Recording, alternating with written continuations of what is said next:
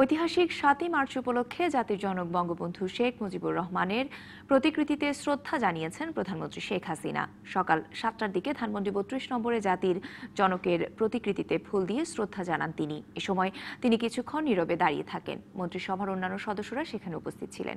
পরে আওয়ামী লীগের নেতাদের সঙ্গে নিয়ে দলের সভাপতি হিসেবে বঙ্গবন্ধুর প্রতিকৃতিতে ফুল দিয়ে শ্রদ্ধা জানান শেখ হাসিনা।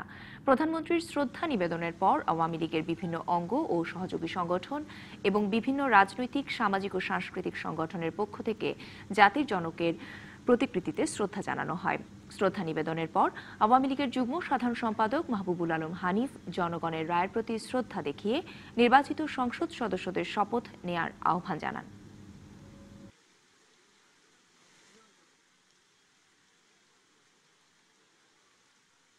আমরা মনে করি যে সমস্ত সংসদ সদস্য নির্বাচিত হয়েছেন তাদের এই দায়বদ্ধতার কারণেই তাদের সংসদে যে শপথ নেওয়া উচিত। আমরা যারা আজকে শপথ নিচ্ছেন তাদেরকে আমরা স্বাগতম জানাই, এবং যারা এখনও শপথ নেননি বিএনপি সহ অন্য দলের, তারা আগামীতে তাদের এই শপথ নেওয়ার সময়ের মধ্যেই তারা সংসদে যে শপথ নেবেন, এটা আমাদের প্রত্যাশা। সারা দেশেও নানা আয়োজনে উদযাপিত হচ্ছে ঐতিহাসিক ৭ই মার্চ দিবস। সকালে চট্টগ্রাম প্রেস ক্লাবে বঙ্গবন্ধুর স্মৃতি মুরালে ফুল দিয়ে শ্রদ্ধা জানিয়েছেন সাংবাদিক ইউনিয়নের নেতারা। নানা কর্মসূচি পালন করছে আওয়ামী লীগ, ছাত্রলীগ, যুবলীগ সহ সামাজিক ও সাংস্কৃতিক সংগঠনগুলো। সকালে খুলনা শহরের দলীয় কার্যালয়ে জাতীয় ও দলীয় পতাকা উত্তোলন শেষে বঙ্গবন্ধুর প্রতিকৃতিতে শ্রদ্ধা জানিয়েছে আওয়ামী লীগ। নানা আয়োজন ছিল সিলেটে। কেন্দ্রীয় শহীদ মিনারে বঙ্গবন্ধুর প্রতিকৃতিতে ফুলেল শ্রদ্ধা জানিয়েছেন আওয়ামী লীগ সহ সহযোগী সংগঠনের নেতারা। এছাড়া বাগেরহাট, ময়মনসিংহ, চুয়াডাঙ্গা, নোয়াখালী ও গাজীপুর সহ সারা দেশে নানা আয়োজনে উদযাপিত হচ্ছে ঐতিহাসিক ৭ই মার্চ।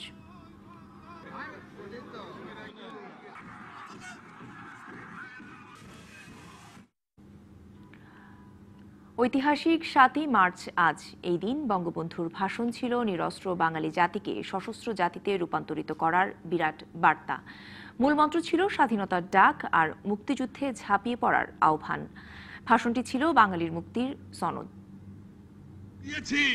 রক্ত আরো দেব, এদেশের মানুষকে মুক্ত করে ছাড়বো ইনশাআল্লাহ। পৃথিবীতে কালজয়ী নেতাদের ভাষণ এক একটি আলোকবর্তিকার মতো, যা বদলে দিয়েছে এক একটি জাতির ভবিষ্যৎ, ক্রান্তিকালে দেখিয়েছে মুক্তির পথ। সংগ্রাম, স্বাধীনতার সংগ্রাম। ইউনেস্কোর ডকুমেন্টারি হেরিটেজ হিসেবে স্বীকৃত বঙ্গবন্ধু শেখ মুজিবুর রহমানের ঐতিহাসিক ৭ই মার্চের ভাষণ এমনই এক মুক্তির সনদ। তোমাদের যা কিছু আছে তাই নিয়ে শত্রুর মোকাবেলা করতে হবে। ১৯৭০ সালের নির্বাচনে নিরঙ্কুশ সংখ্যাগরিষ্ঠতা পাওয়ার পরও ক্ষমতা হস্তান্তর না করা, ৭১-এর ৩রা মার্চ নির্ধারিত সংসদ অধিবেশন ভেঙে দেয়া সহ জাতির এক সংকটময় মুহূর্তে রেসকোর্স ময়দানে বঙ্গবন্ধু জাতির সামনে তুলে ধরলেন আগামী দিনের দিক নির্দেশনা। মার্শাল ল প্রত্যাহার করো, সেনাবাহিনী ব্যারাকে নিয়ে যাও, নির্বাচিত প্রতিনিধির কাছে ক্ষমতা হস্তান্তর করো, এবং গত কয়েকদিনে যে আমার নিরীহ মানুষকে হত্যা করা হয়েছে তার বিচার বিভাগীয় তদন্ত করো। এই কত 4টা শর্ত দিয়ে তিনি পাকিস্তান ভাঙার দায়িত্ব নিলেন না। অপরদিকে আমি যদি হুকুম দেওয়া নাও পারি, তোমাদের যার যা কিছু আছে তাই নিয়ে শত্রুর মোকাবিলা করো। নিরস্ত্র বাঙালি জাতিকে সশস্ত্র বাঙালি জাতিতে রূপান্তরিত করে বাংলার ৭.৫ কোটি মানুষকে এক মোহনায়, এক কাতারে দাঁড় করিয়েছিলেন। বঙ্গবন্ধুর ওই ভাষণ নতুন এক জাতির জন্ম দিয়েছিল। তার বিচক্ষণতা বিস্মিত করেছিল পাকিস্তানের গোয়েন্দা সংস্থাকেও, জানালেন বঙ্গবন্ধুর ঘনিষ্ঠ সহচর। পাকিস্তানের আইএসআই তারা ছিল ঢাকা ক্লাবের সামনে। পরে তাদের যে রিপোর্টে তারা উল্লেখ করেছে, চতুর শেখ মুজিব চতুরতার সাথে বক্তৃতা করে গেল। একদিকে স্বাধীনতার ঘোষণা করলো, অন্যদিকে বিচ্ছিন্নতাবাদী আখ্যায়িত হলো না। আমরা নীরব দর্শকের ভূমিকা পালন করা ছাড়া আমাদের আর কিছুই করা ছিল না। বিশ্বের অন্যতম সেরা এ ভাষণটি সব অপশক্তির বিরুদ্ধে আজও যেন জাগিয়ে রাখে গণতন্ত্র আর মুক্তির পথে চলা ১৬ কোটি বাঙালিকে। ৭ কোটি মানুষকে দাবা রাখতে পারবো না। তাহসিনা জেসি, ডিবিসি নিউজ, ঢাকা। আবাসিক এলাকায় কোনো রাসায়নিক গুদাম থাকতে পারবে না বলে হুঁশিয়ারি দিয়েছেন প্রধানমন্ত্রী শেখ হাসিনা। সকালে ঢাকা উত্তর সিটি কর্পোরেশনের মেয়র এবং উত্তর ও দক্ষিণ সিটির কাউন্সিলরদের শপথ অনুষ্ঠানে তিনি একথা বলেন। চকবাজারে আগুনের ঘটনাকে অত্যন্ত দুঃখজনক মন্তব্য করে প্রধানমন্ত্রী বলেন, বাধা আসলেও রাসায়নিকের গুদাম পুরান ঢাকা থেকে সরানো হবেই। তেজগাঁওয়ে প্রধানমন্ত্রীর কার্যালয়ে নবনিযুক্ত মেয়র ও কাউন্সিলরদের শপথ পাঠের আয়োজন করে স্থানীয় সরকার মন্ত্রণালয়। ঢাকা উত্তর সিটির নবনির্বাচিত মেয়র আতিকুল ইসলামকে শপথ পড়ান প্রধানমন্ত্রী শেখ হাসিনা।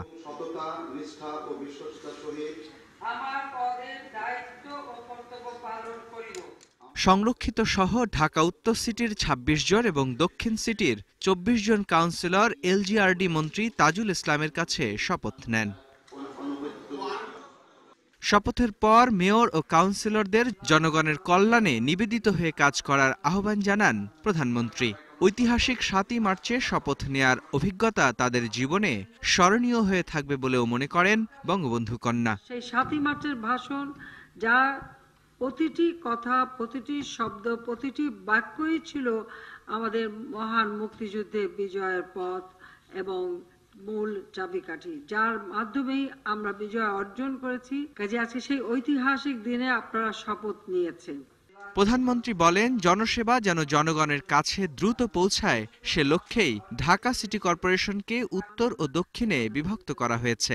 আর যে নতুন যে ইউনিয়নগুলি যুক্ত হলো, সেই ইউনিয়নে ইতিমধ্যে আমি নির্দেশ দিয়েছি যে একটি পরিকল্পনা নিতে, সেখানকার ড্রেনেজ সিস্টেম, রাস্তাঘাট, পানি, পয় নিষ্কাশন সব ব্যবস্থা যেন সুপরিকল্পিতভাবে হয়, সেভাবে সেটা করা হবে। চকবাজারের আগুনের ঘটনাকে অত্যন্ত দুঃখজনক মন্তব্য করে প্রধানমন্ত্রী বলেন, রাসায়নিকের গুদাম পুরান ঢাকা থেকে সরিয়ে ফেলতেই হবে। এই যে কিছুদিন আগে যে দক্ষিণে আগুনটা লাগলো, তো এটা অত্যন্ত দুঃখজনক। কাজে ইতিমধ্যে এখানে এই ধরনের দাহ্য পদার্থ থাকতে পারবে না, তার জন্য আলাদা জায়গা আমরা খুঁজে দিচ্ছি। তাদের ব্যবসা আমরা নষ্ট করতে চাই না, কতগুলি মানুষের জীবন চলে গেল। কাজে এখানে যে যত বাধাই দিক, কোনো বাধা কিন্তু আমরা মানব না, আমরা কিন্তু এটা নিয়ে যাব। এ সময় ট্রাফিক আইন মেনে চলা সহ নিজ নিজ এলাকাকে পরিচ্ছন্ন রাখতে নগরবাসীর প্রতি আহ্বান জানান প্রধানমন্ত্রী। লক্ষ্য রাখতে হবে সেটা হলো পরিষ্কার পরিচ্ছন্ন। আমাদের পরিচ্ছন্নতা কর্মীর অভাব নাই। মোস্তফা মাহবুব, ডিবিসি নিউজ, ঢাকা। শপথ নিলেন মৌলভীবাজার ২ আসন থেকে নির্বাচিত সংসদ সদস্য গণফোরাম নেতা সুলতান মোহাম্মদ মনসুর। বৃহস্পতিবার বেলা ১১টার দিকে জাতীয় সংসদ ভবনে তাকে শপথ বাক্য পাঠ করান স্পিকার ডক্টর শিরিন শারমিন চৌধুরী। নির্বাচনের পর প্রথমে দলীয় সিদ্ধান্তের কারণে অন্য সংসদ সদস্যদের সঙ্গে শপথ নেননি তিনি, পরে শপথের সিদ্ধান্ত নেন সুলতান মনসুর। তবে গণফোরাম থেকে নির্বাচিত অপর সংসদ সদস্য মোকাব্বির খান শপথ নেননি। শপথ নেবেন কিনা তা পরে জানাবেন বলে জানিয়েছেন মোকাব্বির খান। সংসদে আমি প্রতিনিধিত্ব করব জনগণের হয়ে, জনগণের পক্ষে এবং জাতীয় ঐক্য প্রক্রিয়ার একজন প্রতিনিধি হিসাবে। জাতীয় ঐক্য ফ্রন্টের শীর্ষ নেতার নলেজেই আমি এটা করেছি। অঙ্গীকার ভঙ্গ করে সুলতান মোহাম্মদ মনসুরের শপথ নেয়াকে রাজনৈতিক ছলনা বলে মন্তব্য করেছেন বিএনপির সিনিয়র যুগ্ম মহাসচিব রুহুল কবির রিজভী। এই জন্য গণফোরামের সংসদ সদস্য গণশত্রুতে পরিণত হবেন বলেও মন্তব্য করেছেন তিনি। দুপুরে নয়াপল্টনে দলের কেন্দ্রীয় কার্যালয়ে সংবাদ সম্মেলনে একথা বলেন রিজভী। রাজনীতিতে মানে ছলনা, অঙ্গীকার ভঙ্গে এরা মানুষের কাছে গণশত্রুতে পরিণত হয়। আমি শুধু এইটুকুই বলবো। আর তার দল যে গণফোরাম, তারাই নিশ্চয়ই ব্যাপারে, সেখানে বিজ্ঞ আইনজীবীরা আছেন, তারাই ব্যবস্থা গ্রহণ করবে। একাদশ জাতীয় সংসদ নির্বাচনে গণফোরাম থেকে নির্বাচিত একজন সংসদ সদস্য শপথ নিলেও বিএনপি ও গণফোরামের বাকি 7 জনের অবস্থান কি হবে তা নিয়ে সংসদ সচিবালয়ের দিকেই তাকিয়ে আছেন নির্বাচন কমিশন। দল থেকে পদত্যাগ করলে সংসদ সদস্য পদ বাতিল হওয়ার কথা সংবিধানে স্পষ্ট করা থাকলেও কোনো সংসদ সদস্য দল থেকে বহিষ্কৃত হলে তার পদ যাবে কি যাবে না তা নিয়ে স্পষ্ট নয় নির্বাচন কমিশন। একাদশ জাতীয় সংসদে বিএনপি ও গণফোরাম থেকে নির্বাচিত হয়েছেন 8 জন। ভোট চুরির অভিযোগ এনে বিএনপি ও গণফোরাম সংসদে যোগ দেবে না বলে সিদ্ধান্ত নেয়। দলের সিদ্ধান্ত না মেনে কেউ শপথ নিলে তার বিরুদ্ধে সর্বোচ্চ ব্যবস্থা নেয়ার হুঁশিয়ারিও দেয় দল দুটি। আমাদের দলের যে বিধিবিধান আছে এবং ঐক্যফ্রন্টের যে সিদ্ধান্ত আছে সেই প্রেক্ষাপটে অবশ্যই আমরা ব্যবস্থা গ্রহণ করব। শনিবার গণফোরামের 2 সংসদ সদস্য সুলতান মোহাম্মদ মনসুর আহমেদ এবং মোকাব্বির খান শপথ নেয়ার অনুরোধ জানিয়ে স্পিকারের কাছে চিঠি দিলেও শেষ পর্যন্ত মোকাব্বির খান শপথ নেননি। তবে সংসদ অধিবেশনের প্রথম দিন থেকে 90 দিনের মধ্যে কেউ শপথ না নিলে সেসব আসন শূন্য ঘোষিত হবে। এখনও 7 জন শপথ নেননি। ক্ষেত্র বিশেষে যুক্তিসঙ্গত কারণ থাকলে স্পিকার মহোদয় এটা সময়টা বর্ধিত করতে পারেন। তখন তো আসনটা শূন্য ঘোষণা হবে। ইভেন তারপরে যে ফর্মালিটিসগুলো সেই ফর্মালিটিসগুলো মেনটেন হওয়ার পরে সেখানে আবার উপনির্বাচন হওয়ার সুযোগ তৈরি হবে। সপ্তম সংসদে বিএনপির সংসদ সদস্য হাসিবুর রহমান স্বপন এবং ডাক্তার আলাউদ্দিন আওয়ামী লীগের মন্ত্রিসভায় যোগ দিলে বিএনপি তাদের বহিষ্কার করে। পরে তাদের আসন শূন্য ঘোষণা করে নির্বাচন কমিশন।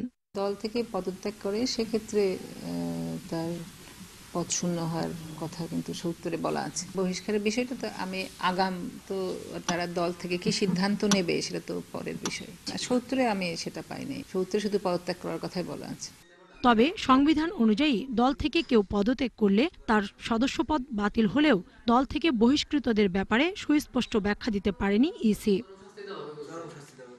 কোন সংসদ সদস্যের আসন শূন্য হবে কিনা এমন বিতর্ক দেখা দিলে শুনানি ও নিষ্পত্তির জন্য নির্বাচন কমিশনের কাছে প্রেরণ করলে কমিশনই চূড়ান্ত সিদ্ধান্ত দেয়। অষ্টম সংসদে বিএনপির আবু হেনা ও নবম সংসদে জাতীয় পার্টির গোলাম রেজা দল থেকে বহিষ্কৃত হন। কিন্তু এই দুইজনের বিষয়ে ব্যবস্থা নিতে সংসদ সচিবালয় থেকে নির্বাচন কমিশনের কাছে কোনো আবেদন পাঠানো হয়নি। কাউসারা চৌধুরী কুমু, ডিবিসি নিউজ, ঢাকা। ডিবিসি সংবাদে আরও যা থাকছে। ঢাকা জজ কোর্টের লিফট ছিঁড়ে আইনজীবী সহ 12 জন আহত, ঢাকা মেডিকেল ও পঙ্গু হাসপাতালে ভর্তি। চিকিৎসকের ডাকে সাড়া দিচ্ছেন আওয়ামী লীগের সাধারণ সম্পাদক ওবায়দুল কাদের। কৃত্রিম হৃদযন্ত্র সরিয়ে নেওয়া হয়েছে বলে জানিয়েছেন সিঙ্গাপুরে অবস্থানরত বঙ্গবন্ধু মেডিকেলের চিকিৎসক ডাক্তার আবু নাসার রিজভী।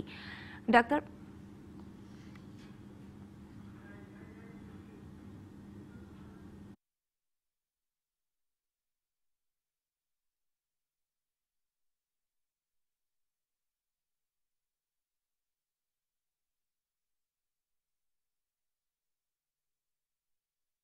মিডিয়াল বোর্ডের একজন সদস্য বললেন উনি কাদের ভাইয়ের সাথে কথা বলেছেন এবং এই রেসপন্ডেড তার ওনার কথা আমি রেসপন্ড করেছে। হার্টের যে সাপোর্টিং আইওবিপি মেশিন ছিল ওইটাও আজকে খুলে ফেলা হয়েছে এবং ওনার প্রেশার খুব স্টেবল আছে এবং this is second positive side এবং আলহামদুলিল্লাহ বাকি সব প্যারামিটার্সগুলো ব্লাড প্যারামিটার্সগুলো দিন দিন ভালো হচ্ছে।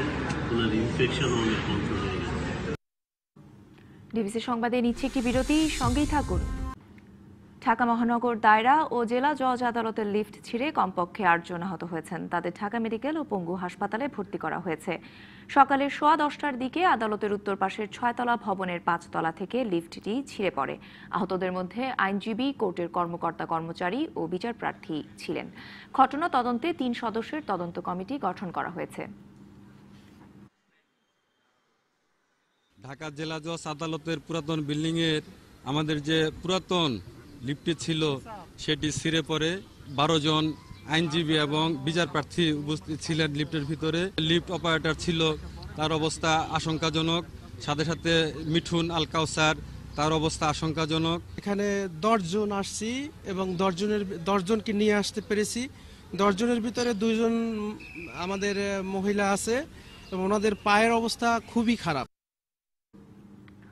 চকবাজারের আগুনে নিহত ডিএনএ পরীক্ষায় পরিচয় শনাক্ত হওয়া আরও 2 জনের মরদেহ হস্তান্তর করা হয়েছে। বেলা 11টায় ঢাকা মেডিকেলের মর্গ থেকে স্বজনদের কাছে তাদের হস্তান্তর করা হয়। তারা হলেন নুরুল হক ও ইব্রাহিম হোসেন। শনাক্ত আরেকজনের মরদেহ কাল হস্তান্তর করা হবে বলে জানিয়েছে জেলা প্রশাসন। এ নিয়ে আগুনে বেশি পুড়ে যাওয়া 10 জনের মরদেহ হস্তান্তর করা হলো। ডিএনএ পরীক্ষার মাধ্যমে বাকি 8 জনের পরিচয় শনাক্তের চেষ্টা চলছে বলে জানিয়েছে কর্তৃপক্ষ। বুধবার দিন বিকালবেলা বাইরেছে গাড়ি নিয়ে, আর বাসায় ফিরে নাই। তখন আমি জানতে পারলাম যে এই যে চকবাজার এখানে আগুন লাগছে। আমার ভাই নুরুল হক সবজি ব্যস্ত, সবজি লগে রইলা আগুন লেগে পড়ে গেছে। যেদিন আগুন লাগছে এদিন মনে করেন রাত 9টার সময় আমাদের সাথে কথা বলছে, 9টার পরে 10টা সাড়ে 10টার দিকে ফোন দিয়েছে, আর কথা বলতে পারে নাই। ডাকসু ও হল সংসদ নির্বাচনের প্রচারে সরগরম ঢাকা বিশ্ববিদ্যালয়। ক্যাম্পাস ও হলে হলে প্রচার চালাচ্ছেন প্রার্থীরা। প্রার্থীদের মারধর ও নির্বাচনের পরিবেশ ভীতকর বলে অভিযোগ করেছেন ছাত্রদল নেতারা। বিভিন্ন প্রার্থী গুজব ছড়াচ্ছে বলে অভিযোগ করেছেন ছাত্রলীগের প্রার্থীরা। তবে নির্বাচনের সুন্দর পরিবেশ রয়েছে বলে দাবি করেছে সংগঠনটি। এদিকে আজ ইশতেহার ঘোষণা করেছে ছাত্র ফেডারেশন। আগামী 11 মার্চ অনুষ্ঠিত হবে ডাকসুর নির্বাচন। উৎফুল্লভাবে আগ্রহভাবে আমাদেরকে গ্রহণ করছে এবং তারা এটা বিশ্বাস করে যে আমাদের ঢাকা বিশ্ববিদ্যালয়ের সব উন্নয়ন এবং আমরা যে স্বপ্নে ঢাকা বিশ্ববিদ্যালয় গড়তে চাই তা একমাত্র দেশরত্ন শেখ হাসিনার হাত ধরেই করা সম্ভব। যারা প্রার্থী রয়েছে তাদেরকে বিভিন্নভাবে হুমকি দামকি দিচ্ছে। রোকেয়া হলের সামনে, জোহরলক হলের সামনে এই কেন্দ্রীয় ছাত্রলীগের নেতা, জোহরলক হল শাখার সাবেক নেতা আপনার আতিক তাদের সাথে দুর্ব্যবহার করেছে এবং আমাদের প্রার্থীদের লিফলেট ছিনিয়ে নেওয়া হয়েছে। 1992 সালে ছাত্র সংগঠন নির্বাচনের পর পার হয়েছে 27 বছর। বিভিন্ন সময় বিভিন্ন সংগঠনের পক্ষ থেকে নির্বাচনের দাবি উঠলেও নানা জটিলতা ও সমন্বয়ের অভাবে আলোর মুখ দেখেনি জাহাঙ্গীরনগর বিশ্ববিদ্যালয় ছাত্র সংসদ নির্বাচন। অযত্ন অবহেলায় জাকসুর জরাজীর্ণ ভবন। বিভিন্ন সময় জাকসু নির্বাচনের দাবিতে দেয়াল লিখনের ফলে এতে কিছু রঙের ছোঁয়া থাকলেও ভবনটি এখন মৃতপ্রায়। নেতৃত্বের বিকাশ, শিক্ষার্থীদের অধিকার ও বিভিন্ন দাবি পূরণের জন্য শিগগিরই জাকসু নির্বাচন চান বিশ্ববিদ্যালয়ের সাধারণ শিক্ষার্থীরা। র্যাগিং এর একটা সমস্যা চলতেছে, সিট কেন্দ্রিক সমস্যা হচ্ছে এবং এই প্রত্যেকটা সমস্যা কিন্তু আপনার জড়িত এই ছাত্র সংসদ না থাকার সাথে। আমাদের ইউনিভার্সিটিতে কেন জাকসু নির্বাচনটা নিয়ে ডিলে করা হচ্ছে, এটা একটা প্রশ্ন আর কি। বিভিন্ন ছাত্র সংগঠনের নেতারাও অভিযোগ করেন বিশ্ববিদ্যালয় প্রশাসনের অনীহা আর ক্ষমতাসীন দলের প্রভাবেই ঝুলে আছে নির্বাচন। রাষ্ট্রের অনিচ্ছা এবং প্রশাসনের অনিচ্ছার কারণে শুধু জাকসু হচ্ছে না। শিক্ষার্থীরা যেহেতু তাদের সমস্যা এবং চিন্তা ভাবনার কথা বলার কোনো ফোরাম পাচ্ছে না, ফলে তাদের চাঁদাবাজি কেন্দ্রিক এবং মাদক কেন্দ্রিক যে গ্রুপিংটা, এই গ্রুপিংটা তৈরি হচ্ছে। ছাত্র সংসদ নির্বাচনের মাধ্যমে শিক্ষার্থীদের অধিকার আদায়ের জায়গা তৈরি হবে ও ভবিষ্যতে নেতৃত্বের বিকাশ হবে বলে মনে করেন ক্ষমতাসীন দলের ছাত্র নেতারাও। সকল ছাত্র সংগঠন মিলে আমরা চাই যে বিশ্ববিদ্যালয়ের যে সুষ্ঠু পরিবেশ আছে, এই পরিবেশের মধ্য দিয়ে বিশ্ববিদ্যালয়ের একটি সুন্দর নির্বাচন হোক। সেই নির্বাচনের মধ্য দিয়ে যোগ্য নেতৃত্ব বিশ্ববিদ্যালয়কে নেতৃত্ব দেখ। শিক্ষার্থীদের পাশাপাশি শিক্ষক সংগঠনের নেতারাও চান জাকসু নির্বাচনে প্রশাসনের আন্তরিকতা। এমন কোন শিক্ষক নাই যিনি মনে করেন না জাকসুর প্রয়োজন নেই। এই বিশ্ববিদ্যালয়ের সকল শিক্ষক মনে করেন জাকসুর প্রয়োজন আছে। শিগগিরই বিভিন্ন ফোরামের সাথে আলোচনা করে নির্বাচনের বিষয়ে চূড়ান্ত সিদ্ধান্ত নেয়ার আশ্বাস দিয়েছে বিশ্ববিদ্যালয় প্রশাসন।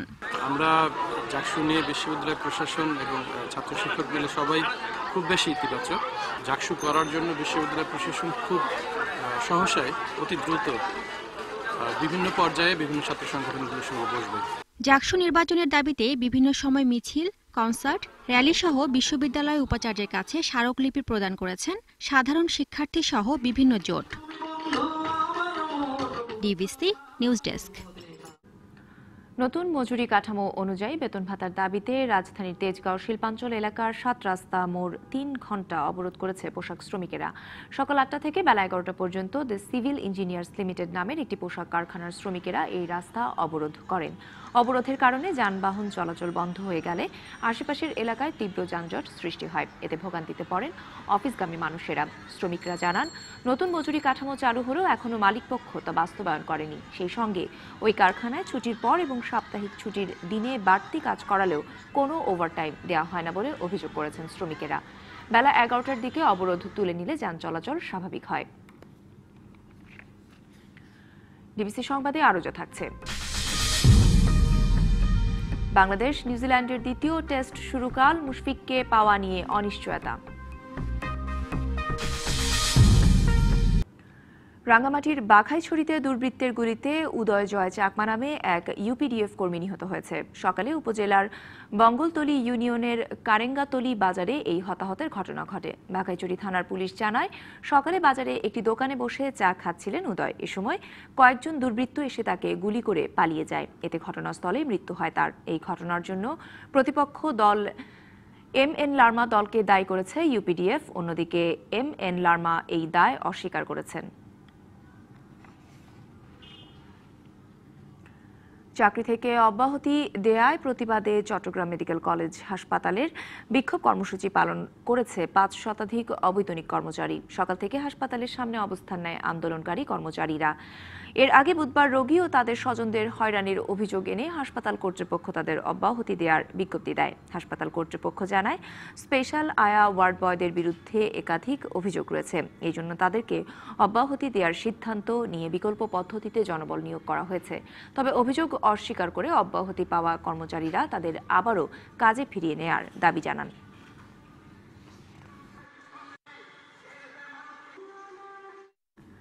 সড়ক পরিবহন মালিক সমিতির সহসভাপতি ও চট্টগ্রাম জেলা সড়ক পরিবহন মালিক গ্রুপের অতিরিক্ত মহাসচিব গোলাম রসুল বাবুলের উপর হামলাকারীদের ৪৮ ঘণ্টার মধ্যে আইনের আওতায় আনার দাবিতে সংবাদ সম্মেলন করেছে সংগঠনটি। সকালে চট্টগ্রাম প্রেস ক্লাবে আয়োজিত সংবাদ সম্মেলনে এই দাবি জানান তারা বলেন, দীর্ঘদিন ধরে নজরুল ইসলাম, নাজমুল সহ বেশ কয়েকজন সন্ত্রাসী পরিবহন নেতা বাবুলের কাছ থেকে মোটা অঙ্কের চাঁদা দাবি করে আসছিল, কিন্তু তিনি চাঁদা দিতে রাজি না হওয়ায় গত ৫ই মার্চ রাতে চট্টগ্রাম শহরের আলমাসের মোড়ে তার উপর হামলা চালায় সন্ত্রাসীরা। আগামী ৪৮ ঘণ্টার মধ্যে বাবুলের ওপর হামলাকারীদের আইনের আওতায় আনা না হলে কঠোর কর্মসূচির হুঁশিয়ারি দেয় সংগঠনটি।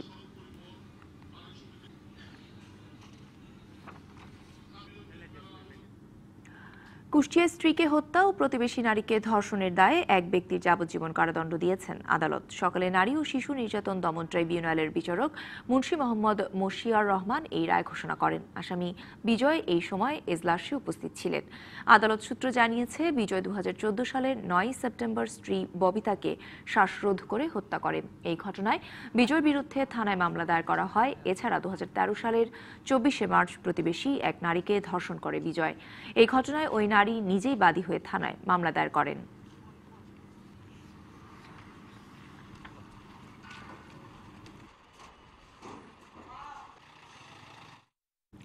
খুলনায় অজ্ঞাত এক ব্যক্তির খণ্ড বিখণ্ড মরদেহ উদ্ধার করেছে পুলিশ।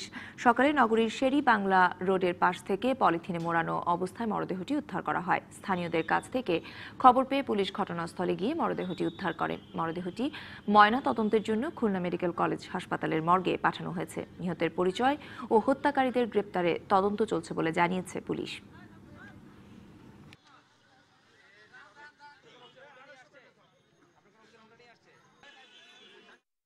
ডিবিসি সংবাদে নিচ্ছি আরেকটি বিরতি, সঙ্গেই থাকুন। স্বাগত আরেকবার ডিবিসি সংবাদে। এই পর্যায়ে মার্কেন্টাইল ব্যাংক সংবাদ শিরোনামগুলো জানিয়ে দেব আরো একবার। রক্ত যখন দিয়েছি, রক্ত আরো দেব। এদেশের মানুষকে মুক্ত করে ছাড়বো ইনশাআল্লাহ। এবারে সংগ্রাম আমাদের মুক্তির সংগ্রাম, এবারে সংগ্রাম স্বাধীনতার সংগ্রাম। ঐতিহাসিক ৭ই মার্চ আজ জাতির জনকের প্রতিকৃতিতে প্রধানমন্ত্রী সহ সর্বস্তরের শ্রদ্ধা। পুরান ঢাকা থেকে সব রাসায়নিক কারখানা সরানো হবেই, প্রধানমন্ত্রীর হুঁশিয়ারি।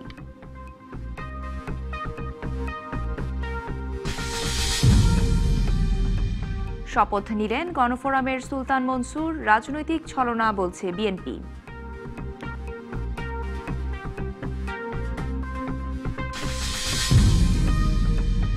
চিকিৎসকের ডাকে সাড়া দিচ্ছেন ওবায়দুল কাদের, সরানো হলো কৃত্রিম হৃদযন্ত্র।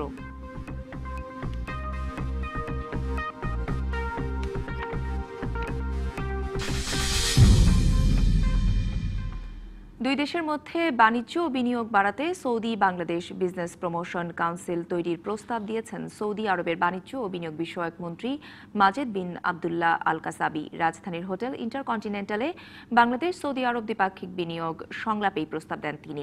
এর আগে বাংলাদেশের অর্থমন্ত্রী আহম মোস্তফা কামাল বলেন, ভৌগোলিক কারণে এই অঞ্চল বিশেষ করে বাংলাদেশে বিনিয়োগ করা খুবই লাভজনক। আর প্রধানমন্ত্রীর বেসরকারি শিল্প ও বিনিয়োগ বিষয়ক উপদেষ্টা সালমান এফ রহমান জানান, বাংলাদেশে বিনিয়োগ করলে পুরো এশিয়ার বাজার ধরা সৌদি আরবের জন্য সহজ হবে। বাংলাদেশকে বিনিয়োগের জন্য আদর্শ বলে মনে করেন সৌদি বাণিজ্য মন্ত্রী ডক্টর মজিদ বিন আবদুল্লাহ আল কাসাবি। তিনি বলেন, দুই দেশের মধ্যে দীর্ঘদিনের কূটনৈতিক সম্পর্ক থাকলেও বাণিজ্যিক সম্পর্ক খুব একটা শক্তিশালী নয়। বাণিজ্য বাড়াতে রোডম্যাপ তৈরি সহ রিয়াদে বাণিজ্য সম্মেলন আয়োজনের প্রতিশ্রুতি দেন সৌদি মন্ত্রী।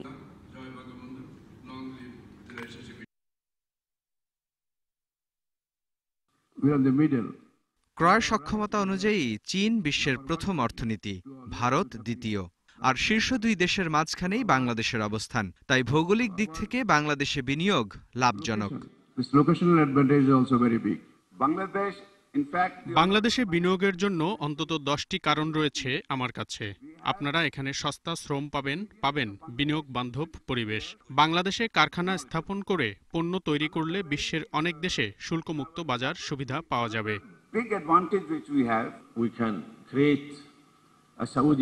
আমাদের কূটনৈতিক সম্পর্ক যে মাত্রায় রয়েছে, বাণিজ্যিক সম্পর্ক তার কাছাকাছিও নেই। ব্যবসা বাণিজ্য বাড়াতে একটি রোডম্যাপ দরকার আমাদের। আমি চিন্তা করছি রিয়াদে একটি ব্যবসায়িক সম্মেলন আয়োজনের। তাছাড়াও আমরা সৌদি আরব বাংলাদেশ বিজনেস প্রমোশন কাউন্সিল তৈরি করে দ্বিপাক্ষিক বাণিজ্য এবং বিনিয়োগের সম্ভাব্য জায়গাগুলো চিহ্নিত করতে পারি।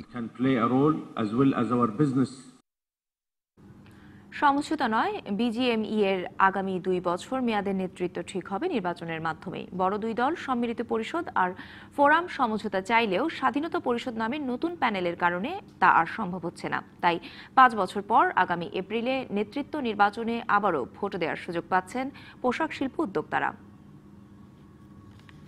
বিজিএমইতে নির্বাচন নয়, সমঝোতার মাধ্যমে নেতৃত্ব ঠিক হবে এমন সিদ্ধান্ত হয়েছিল 2015 সালে। ওই বছর যৌথ সম্মতিতে সম্মিলিত পরিষদ থেকে বিজিএমই এর সভাপতির দায়িত্ব পান সিদ্দিকুর রহমান। কথা ছিল পরের মেয়াদে সভাপতি হবেন আরেক দল ফোরাম থেকে, কিন্তু সমঝোতার এই পরিকল্পনায় বাদ সাধে আরেক দল স্বাধীনতা পরিষদ। ভোটারদের কাছে যে অন্তত বলুক যে নির্বাচিত হলে কে কি কাজ করবে আগামী 2 বছর, এটা কমিটমেন্ট থাকুক ভোটারের কাছে। ভোটের মাধ্যমে আসলে পরে জবাবদিহিতা থাকবে, আর ভোটের মাধ্যমে না আসলে জবাবদিহিতা থাকবে না তা কিন্তু না। সমঝোতার মাধ্যমে আসলে পরে অনেক বড় বড় চ্যালেঞ্জগুলোকে একত্রে মোকাবেলা করা যায়। ওনারা যদি দাঁড়িয়ে থাকেন, ওনারা যদি বলেন যে না আমরা করবই নির্বাচন, এটা আমাদের গণতান্ত্রিক অধিকার, যে কেউ দাবি করতে পারেন। আমাদের ভোটারের ভয়ে আমরা কখনোই পিছপা হব না। আর তাই নির্বাচন হচ্ছে। সম্মিলিত পরিষদ আর ফোরামের যৌথ জোট সম্মিলিত ফোরাম এবং স্বাধীনতা পরিষদ, এই দুই প্যানেলের 49 জন লড়বেন ঢাকার 25 পরিচালক পদে। চট্টগ্রামের পরিচালক পদে স্বাধীনতা পরিষদ থেকে কেউ মনোনয়নপত্র জমা দেয়নি, তাই সেখানকার 10 পদে স্বয়ংক্রিয়ভাবে নির্বাচিত হয়েছেন সম্মিলিত পরিষদ আর ফোরামের 10 নেতা।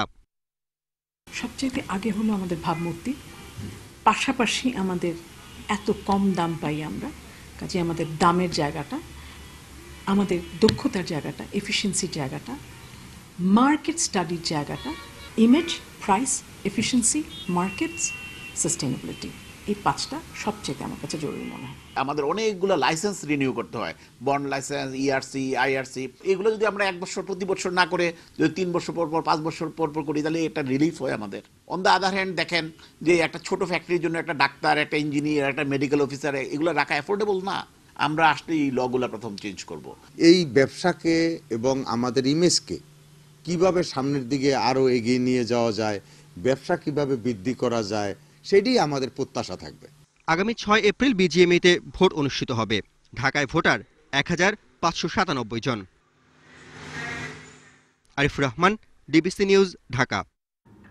বরিশালে একাধিক সরকারি বেসরকারি স্কুলে কোচিং বাণিজ্য সহ নানা অনিয়ম বন্ধে দুদকের নামে চিঠি দেওয়া হয়েছে। তবে দুদক বলছে তারা কোনো চিঠি দেয়নি। তবে ভুয়া হলেও চিঠিতে উল্লেখ করা অভিযোগগুলোর সঙ্গে একমত অভিভাবকরা। গত 20 ফেব্রুয়ারি বরিশাল জেলায় স্কুল উদয়ন, সদরঘাট স্কুল সহ কয়েকটি শিক্ষা প্রতিষ্ঠানে চিঠি আসে সাদা খামে। প্রেরকের ঠিকানা দুদক বরিশাল বিভাগীয় কার্যালয়। চিঠিতে কোচিং বাণিজ্য, অতিরিক্ত ফি আদায় সহ বিভিন্ন অনিয়ম বন্ধে 3 দিনের আলটিমেটাম দেয়া হয়, অন্যথায় শাস্তিমূলক ব্যবস্থা নেবে দুদক। তবে এ ধরনের চিঠি দেয়া হয়নি বলে জানালেন দুদক কর্মকর্তারা। ভুয়া স্বাক্ষরে একটি চিঠি ইস্যু করা হয়েছে। তারা আমাদের সাথে যোগাযোগ করার সাথে সাথেই তাদেরকে জানিয়ে দেওয়া হয়েছে যে এই ধরনের কোনো চিঠি এই কার্যালয় থেকে ইস্যু করা হয়নি। স্কুল প্রধানরা বলছেন ঢালাও ভাবে নয়, সুনির্দিষ্ট অভিযোগের ব্যাপারে নজরদারি বাড়ানো যেতেই পারে। যারা এই নৈতিকতার বাইরে বা আদর্শ বিবর্জিত শিক্ষা প্রদানে নিয়োজিত, তাদের কারণে সার্বিক অর্থে সবাইকে যেন এই অপমান বা এই কালিমা নিয়ে শিক্ষকতা পেশায় না আসতে হয়। শিক্ষা মন্ত্রণালয় নীতিমালা পরিপত্র আছে, আর্থিক বিষয়ে ফিস সংগ্রহের যে তালিকা আছে, সেটার ভিতর থেকে আমরা সেশন ট্রাস্টটা তার বাহিরে না যে বরং ভিতরে থেকে আমরা করি। শিক্ষা প্রতিষ্ঠানের ভাবমূর্তি নষ্ট করতে দুদকের নাম ব্যবহার করে এসব চিঠি দেওয়া হয়েছে বলে ধারণা শিক্ষকদের। এই চিঠি লেখায় পিছনে সব তারা, অন্য কোনো লোক না। ওই যে কোচিং সেন্টারের কোচিং সেন্টার, এমনি কোচিং আছে না বাইরে, ওরাই 90% করাইতেছে ভাই। তবে চিঠিগুলো ভুয়া হলেও এসব অভিযোগের সঙ্গে একমত অভিভাবক ও সচেতন নাগরিকরা। চিঠিটাকে দিল বা না দিল সেটা বড় কথা নয়, বড় কথা হচ্ছে যে কাজগুলো ঘটছে সে কাজগুলো সত্য কিনা, সেই ঘটনাগুলো সত্য কিনা। যদি সত্য হয় তাহলে এর বিরুদ্ধে অচিরেই কিছু ব্যবস্থা গ্রহণ করার প্রয়োজন। শিক্ষা প্রতিষ্ঠানগুলোতে অতিরিক্ত পাঠদানের যে নির্দেশনা রয়েছে তাকেও কিন্তু অনেক স্কুলে এগুলোকে শিক্ষকরা ব্যবহার করে থাকে। Apurba Apu, DBC news, Barishal. DBC সংবাদে নিচ্ছি আরও একটি বিরতি, সঙ্গেই থাকুন। এবারে মুনা ফুড নিবেদিত বাংলাদেশ নিউজিল্যান্ড সিরিজের খবর।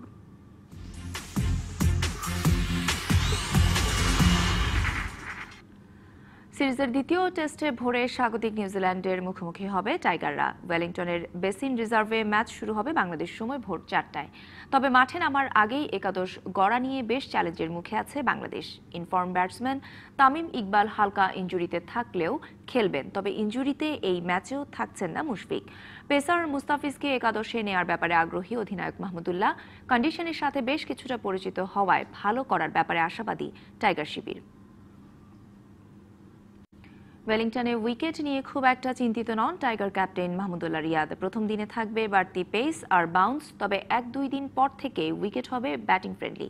আর তাই প্রথম ইনিংসে পারফরমেন্সে বেশি গুরুত্ব পাচ্ছে ভারপ্রাপ্ত টাইগার টেস্ট ক্যাপ্টেনের কাছে। কন্ডিশন বিবেচনায় ওয়েলিংটন টেস্টে খেলতে পারে 4 পেসার। গেল দিনই হেড কোচ স্টিভ রোডস জানিয়েছিলেন শঙ্কার কথা। ওয়েলিংটন টেস্টের অফিসিয়াল প্রেস কনফারেন্সে এসে নিশ্চিত করলেন মাহমুদুল্লাহ রিয়াদ। এখনও ম্যাচ ফিট হতে পারেননি মুশফিকুর রহিম, খেলতে পারছেন না দ্বিতীয় টেস্ট, তবে সেরে গেছে তামিমের হালকা চোট। আমি হোপফুল তামিমের ব্যাপারে। তামিম হয়তোবা হালকা নিগেল আছে, but I hope he will be okay. আমরা মুশিকে হয়তোবা নেক্সট ম্যাচে আর কি পাচ্ছি না, হয়তোবা আমরা থার্ড টেস্টে আর কি অবশ্যই ইনশাল্লাহ অবশ্যই পাবো। হ্যামিল্টন টেস্টে না থাকলেও বেসিন রিজার্ভের সেরা একাদশে থাকছেন মুস্তাফিজ। ফিজকে জায়গা দিতে বাদ পড়ছেন কোন পেসার? উইকেট আর ওয়েলিংটনের বাতাস দেখে ক্যাপ্টেন রিয়াদ বলছেন এখানে খেলতে পারে 4 সিমার। যদিও হ্যামিল্টনে সুবিধা করতে পারেনি রাহি, ইবাদত আর খালিদকে নিয়ে গড়া tiger pace trio. Being very inexperienced এবং খুব নিউ বোলিং অ্যাটাক, তো এটা খুবই হার্ড হবে ওদের জন্য যদি স্ট্রেট অ্যাওয়ে আমি অনেক কিছু ওদের কাছে এক্সপেক্ট করি। অবশ্যই ওরা ভালো বোলার, ওদেরকে একটু সময় দিতে হবে। প্রথম ইনিংসের বাজে ব্যাটিংয়ে হ্যামিল্টন টেস্টে ইনিংস হার। দ্বিতীয় টেস্টে সেই একই ভুল আর করতে চায় না টিম টাইগার্স। ব্যাটিং বোলিং যেটাই আগে হোক, প্রথম ইনিংসেই সুযোগ নিতে চায় রিয়াদের বাংলাদেশ। ফার্স্ট ইনিংস অবশ্যই অনেক ইম্পর্টেন্ট এবং আমরা যেটা চাই যে ফার্স্ট ইনিংসটা যেন আমরা যদি ব্যাটিং করি, ব্যাটিংয়ের জন্য আমরা ভালো একটা পার্টনারশিপ এবং ভালো একটা ইনিংস বিল্ড আপ করতে পারি এবং ভালো একটা টোটাল করতে পারি। ওয়েদার ফোরকাস্ট বলছে টেস্টের প্রথম দিন, তার মানে শুক্রবার সকাল থেকেই ওয়েলিংটনে হতে পারে বৃষ্টি। উইকেটে প্রচুর ঘাস। হ্যামিল্টনের মতন ব্যাটিং ফ্রেন্ডলি উইকেট পাচ্ছে না বাংলাদেশ, এটা মোটামুটি নিশ্চিত। একই সাথে প্রচণ্ড বাতাসে এলোমেলো সব কিছু। 256 গ্রামের বলটা যখন আকাশে ট্রাভেল করছে তখন সেটার দিক বারে বারেই চেঞ্জ হয়ে যাচ্ছে, তবে মোটেও দিক চেঞ্জ কিংবা ফোকাস নষ্ট হচ্ছে না বাংলাদেশ দলের। ক্যাপ্টেন মাহমুদুল্লাহ রিয়াদ বলছেন এই ওয়েলিংটনেই ফাইট ব্যাক করতে চায় বাংলাদেশ, অন্ততপক্ষে জিততে চায় এই টেস্টটা। হাসান মাহাদি, ডিবিসি নিউজ, ওয়েলিংটন, নিউজিল্যান্ড। সংবাদ এই ছিল এখনকার মতো। এরপর বেলা 3টার ডিবিসি সংবাদ নিয়ে আসবেন রঞ্জন শুভ্র। সঙ্গেই থাকুন 24 ঘন্টা।